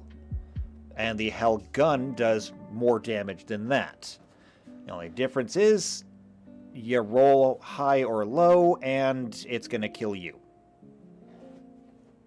So, I hope you don't feel lucky.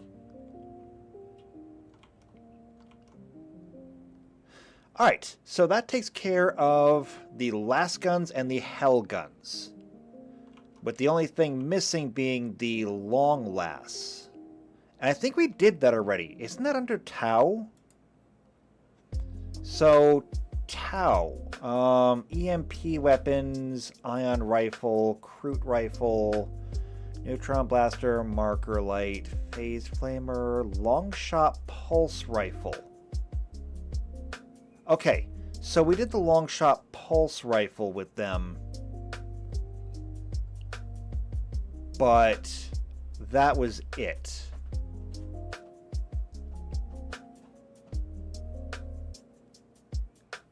And Tux says the long lasagna gun. Yeah, more or less. It's like DoorDash, except it hits you in the face. Alright, so we don't have a long lass yet. That's fine. We'll make a long lass.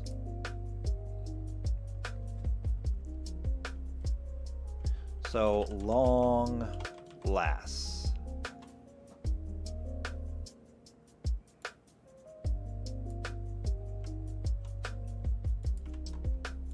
I don't think we have a laser sniper weapon, but let's take a look. Just to make sure. Because I don't want to do this if I don't have to. Grenades, no. Sniper weapons, no. They're all projectiles. Okay? They're all projectiles. And that's fine. So, long lass 1. Long last 2. Long last 3. 3. Long last 4.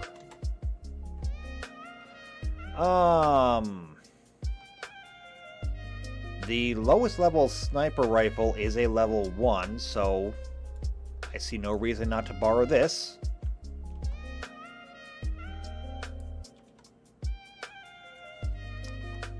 Now, the damage for these, I've got a 2d4 at level 1.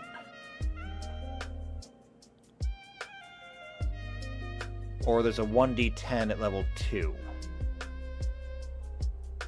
2d4, 3d4 at level 6. 6d4 at level 11. Yeah, I'm actually kind of okay with that. I think that works. So it's going to be 2d4, 3d4, 6, and then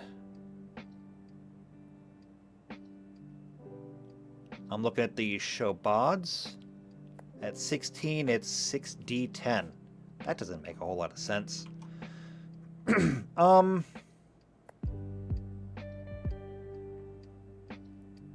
know what? Screw it. I'm going to do it my way. Alright, this is going to be 1d8, 2d8 fire, 4d8 fire, and then 8d8 fire. Okay. Now, range is where things are going to get a little bit complicated. So, just using it as a normal rifle,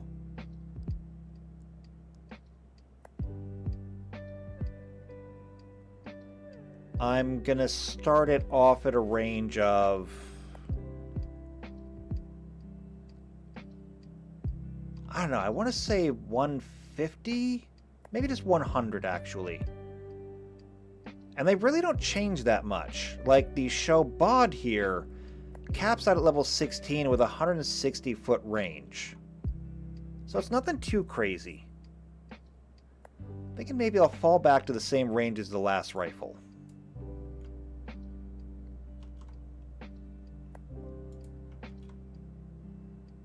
So, I mean, that should be good right there. I can copy all of this over as well. We can use that. Special, however, it's not going to be automatic because it is going to be a sniper. And when we put in sniper, we have to put in a range. And the ranges on these, it starts at 500 feet. The next is 1,000.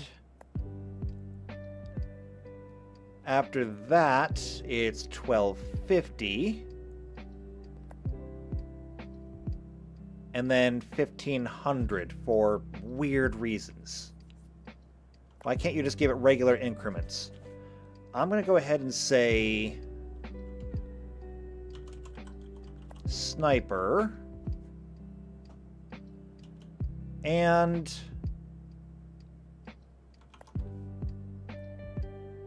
this says 500 rounds in 100 feet. You know what? I think I'm just going to do a simple multiplier. Okay? Simple multiplier. And I think since they did a 100 range and a 500, I will do a... I'll go ahead and I will do a 5 times multiplier. Okay? So, like, 120 feet, I don't even need a calculator for that one because 5 times 5 would be 600. So, 600 feet. And unwieldy. The next one, this is going to be sniper times 5. This will be 500 plus 150, so 750. I think? No, 650? Come on, how come I cannot do math? 130 times 5. 650.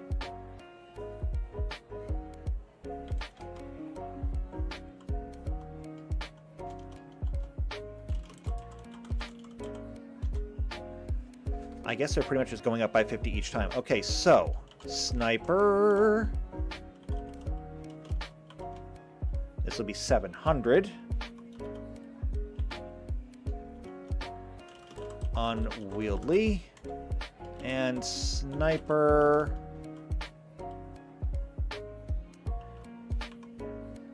$750.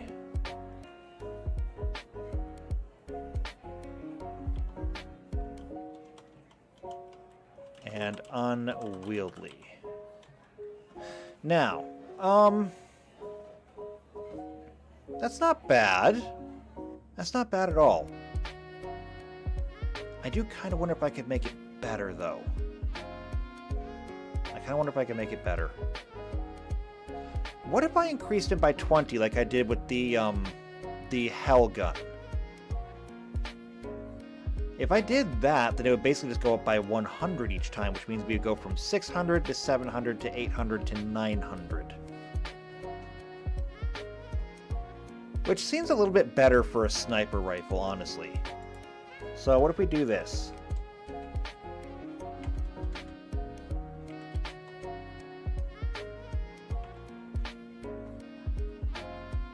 Okay, and then we can adjust this to be 700, 800, 900. And I like the way that looks a lot better. I like the way that looks a lot better. I mean, I like snipers, and I like sniping. The idea that I can just sit way over here, where nobody can threaten me short of, you know, carpet bombing. That appeals to me. Okay, then. We're almost out of time for today, so we're only going to get one more in here, and there's one very specifically that we need to do. And that is the Gatling gun. So, it is mentioned in here.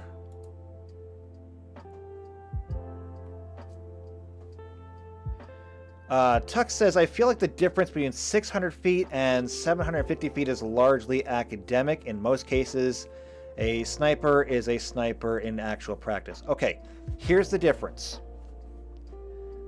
One of the things you have to understand about Starfinder and about pretty much every game in general, is that it's not a hard limit, okay? Take a moment here just to go over this. It's not a hard limit. It's not like when you fire the bullet, as soon as you hit like 600 feet, it just says, oh, well, I guess I'm out of distance, and then drops straight down. Okay, that's not how that works. Weapon damage, kinetic damage, weapon types basically, K, slaying weapons, reading weapons, here we go. Okay. So the weapon or ammunition's item level, the price that you pay for it, the damage, obviously the range. Here we go. The range is the range increment of the weapon. Now, what that means is, and I wonder if the rules are in here. Holding and wielding weapons, small arms, striker weapons. Okay, it doesn't actually explain it here. So, I gotta remember, I think it's just like a -2, maybe it's a minus, it might be a -4. Either way, what happens is, you measure your distance, okay? If you are inside of that range increment, you can take your shot with your normal modifiers. Every time you shoot beyond that increment, though, you take a penalty to your shot. It still will do full damage if you hit the target. However, you take the shot at like a -4 penalty. So let's say that you are like a dedicated sniper. So your character is a soldier. Your level, I don't know. Let's just pick a level.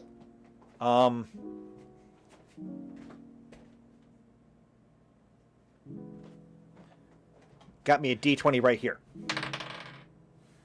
Okay. I rolled a 3. So you're a level 3 soldier, which means that you've got a +3 base attack bonus. You've got, let's say, a 20 in dexterity, so that's a +5 to your attack. Normally you'd be getting a +8 whenever you fire. If you fire beyond that range increment, you're not going to take a -4 penalty, which means that you're only getting a +4 now. Tuck says, I get that. My question is, how often do you, as a GM, rule that something is precisely 600 feet away? You'd need a map or something moving real fast for that to come into play. Actually, you're only partially right there. So, as a GM, how often does this come into play? It doesn't. Like, it almost never comes into play. The problem is that when it does come into play, it is super important. So let's talk about the scenario where you would need this, okay? Keep in mind that these sniper weapons are going to be given to whoever the marksman in the team is. And I would like to actually use my own example for this. Had you played Halo? Okay? Halo's an older game. Most people have probably played Halo. I mean, I got the Master Chief Trilogy. Someday I'm going to play it because the first Halo is the only one I've ever played. But when you play the game, there is one mission, and if I remember right, it's where you have to get on like a space elevator to get up to a Covenant ship. But they give you a sniper rifle. And if you're good with the sniper rifle, and if you're patient, you can literally go through that entire level and snipe every single Covenant soldier between you and that elevator. I know because I've done it. You're going to sit there, you crouch down, you look through the scope, you zoom in, you wait for them to be in the right position, and pow! Headshot. Every time. If you have a dedicated marksman on your team, it comes into play when you get a mission that says, hey, let's say this is a Warhammer campaign, and there is an STC, think it's STC, actually. Standard template. Okay, I gotta look this up real quick, otherwise it's gonna bother me.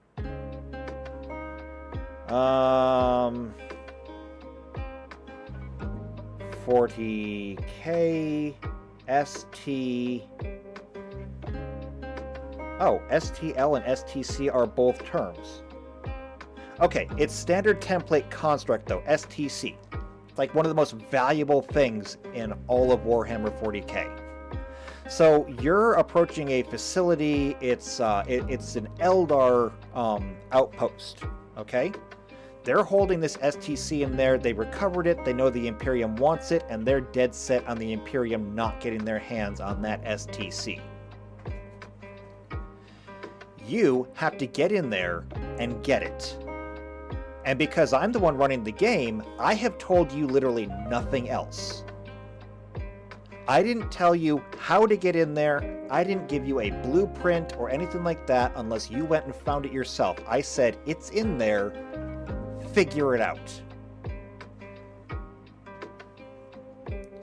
So you have your 4-party team, okay? And on your team, you happen to have an Imperial Guardsman marksman. What you're going to do is you're going to approach this thing and you're going to stay as far away as you possibly can. And you're going to be relying on your marksman to say, okay, I'm gonna set up right here. So they lay down prone and they see if they can get a bonus to that. And they just look through the scope and they say, all right. And then they ask me, can I tell how far away they are? And so I'll have them make a perception check to determine how far away they are from that building. Now, this is not playing on a map. Okay, this is not you moving tokens around. This is me saying, in this larger area, you're up on a ridge. You try to measure how far you are, and then I have to determine how far you are. And if I say that you are approximately 1,200 feet away from this outpost, which is why they haven't noticed you yet, you look and you say, okay, my rifle has a 750 foot range increment, which means that they are in the second increment. I am going to be taking a -4 penalty on every shot. Then we're going to say, I'm looking through the scope, how many Eldar can I see? And I can tell you how many are on the ground, how many are on top of the facility, who's going in and out of doors. At which point you say, all right, how many bonuses can I get here? Can I get a bonus for stabilizing my gun on a nearby rock? And I'll say, sure, why not? I'll give you a +2 bonus. All right. Can I do a perception, or can I do a survival check to see which direction the wind is blowing so that I can, adjust my windage? And I'll say, okay, give me a survival check. You roll like a 23, and I say yes. You lick your finger, you hold your finger up, you have an approximation of the wind. I'll go ahead and give you another +2 on your shot. And so you say, all right, so because I stabilized my rifle, because I checked the wind, I've got a +4. That now negates the range penalty that I'm taking because I'm 1,200 feet away. Now, you ask, I can see them. I would like to look for somebody who looks like a guard or just a watchman. I'll tell you who it is, and you say, okay, I want to take the shot. And so now that you have stabilized the rifle, you've adjusted for wind, you've adjusted for the range increment, before you guys are even anywhere close to the facility, you can start sniping these Eldar. And with any luck, you might even kill a couple of them. At the same time, you know, you're going to take the shots and they're probably going to panic because, holy crap, somebody just got shot in the face. This now allows the rest of the party to move in, and when we move into actual combat, like on a map, your character can be off the map, providing covering fire to the people who are on the map, safe and sound, 1,200 feet away, while everybody else is getting into cover and trading shots back and forth. Does this come up a lot? No, almost never. But it is something that as a GM, you need to be prepared for. And it is a tool that you as a player need to know is available to you. Because it can make all the difference. Having a sniper or a marksman could be an incredible boon to you no matter what campaign you're playing in. And I say that because we do technically have a Star Trek campaign going on right now, and sniper weapons are available in that campaign as well. So that is an option available there too. Having these range increments when it's like larger than most of your maps are seems excessive on the small scale, and that's because it is. It's meant to be used in a completely different way. But once you realize that you have the option and that you can use it, I mean, technically speaking, any weapon can do this. A sniper can do it from 1,200 feet away. And by the way, just to point out, that 750 feet is the sniper area, so you can still use your weapon at shorter ranges and not bother with that. You can use it as a regular rifle. You could be up with everybody else and say, you know, we all have weapons, we all have about 120 or so range. We can sit back here at like 200 feet away, all of us, and just start firing. And so now the Eldar are put into a position where they have to shoot back also at a range penalty, or you get extra shots in while they try to rush your position.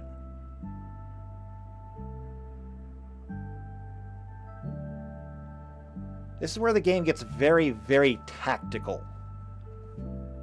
And the smarter you play it, generally the better off you are. So, that's why we have the large range increments that we can, and it's one of those things that you don't use very often, but I'll be honest with you, every GM secretly hopes that they get the chance to use those. It's like one of those toys that you never get to take out. It's very niche, very situational, but when it comes out, oh, it's going to be so much fun. It's going to be so much fun. Okay, though, I'm not going to get to the Gatling guns today. Spent too long talking about range increments and scenarios. That's okay, though. It's fun. I'm having fun right now. I hope you are, too. Oh, one other thing. You mentioned something moving real fast for that to come into play. That's also another thing that you could do. Like, if people are trying to flee from you in a vehicle or something, by the time they outrange all of your other weapons, the sniper will still be able to take shots at them. I mean, that's 750 feet. That's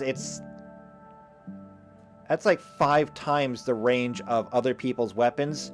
You don't even bother shooting at that point because that's 5 times, that's a negative 20 penalty. You know you're not going to hit anything.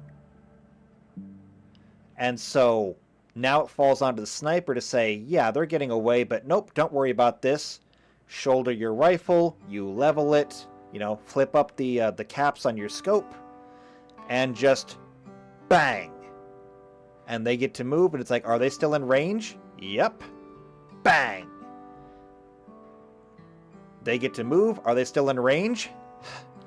Yes, they're still in range. Bang! No, you do not get to run away from the sniper. That is not an option.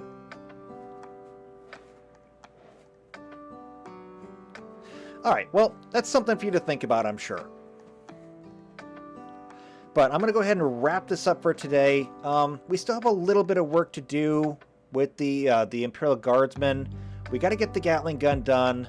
The Melt-A-Gun, since they only gave us one Melt-A-Gun, I guess I only have to make one pattern for it. Bolters?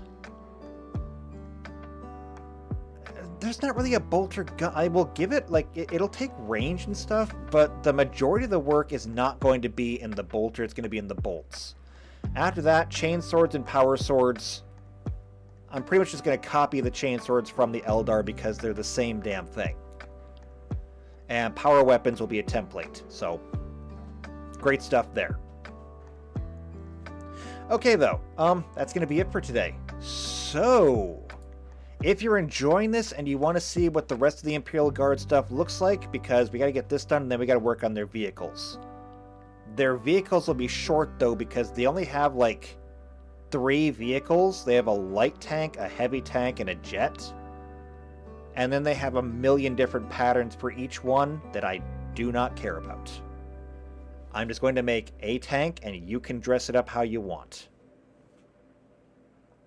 So if you want to see what happens with those, make sure you subscribe to the channel. Make sure you hit the bell icon. That way you get notified when these come out. If you know somebody else who's also into tabletop games, you know, Pathfinder, Starfinder, Dungeons & Dragons, stuff like that, or even just unique games, because someday I'll get back to making games out of, like, whole cloth, share this video with other people, because they might just like it. But if you like me, then leave a like on the video. And if you want to, you can even leave a comment in the video too. But if you really want to, I have a Discord, and you can join it. I encourage you to join it because it's fun over there. We have fun over there. And if you want to play with us, right now we're playing Star Trek, but if you want to play with Star Trek or any of the future games we have, join the Discord, go to the Behind the Screen channel, tell me what your availability is like so that I can try to fit you into a party somewhere, and once I have a full party going, the game can start. So, join the Discord, go to the Behind the Screen, let me know, and otherwise, I will see you next Saturday, where I'm going to talk about tabletop gaming, because there's some stuff that's really got to be cleared up. So next Saturday will be a tabletop lecture, next Sunday will be another tabletop stream, and until then, take care.